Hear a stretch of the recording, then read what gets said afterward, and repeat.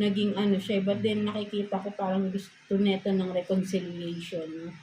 Kaya pala may communion, no? Sabi ko nga to reunite, no? For some of you, if you are this, na gusto mo makipag-reunite, no? Ikaw ba yung player? Pwedeng baliktad, no? Just take what's resonate for you, no, mga Scorpio. Pwedeng kayo to, pwedeng yung person ninyo, no, ang player na wants to reconcile, no, with you, no, mga Scorpio natin, no. Sabi niya rito, magiging honest na daw siya this time, no. But then, parang siguro, tingnan natin, no, sige, kuha pa tayo.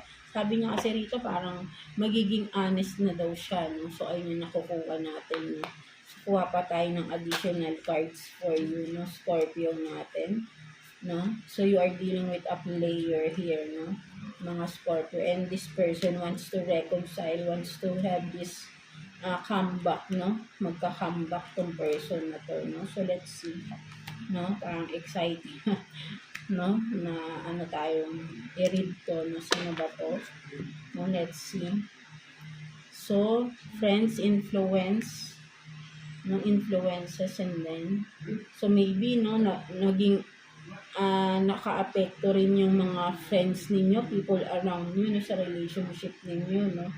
So tingnan pa natin, love, strong affection, and then single parent, no. So for some of you, may separation na nangyari, or maybe for some of you, ikaw ba yung single parent dito that who is dealing with a player, no. So, ayun yung nakikita ko rito, no. So, malakas yung affection, malakas yung attraction, no. So, ayun yung nakikita ko rito, no. But then, yun nga, no, iniwan ka sa ere nito, no. May mga anak kayo, may anak kayo, pero some of you Scorpio, no, nagkaroon ng separation, no.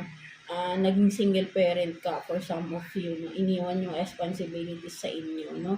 So, ayun yung nakikita ko dito, no, for some of you, no. Mga Scorpio natin, no.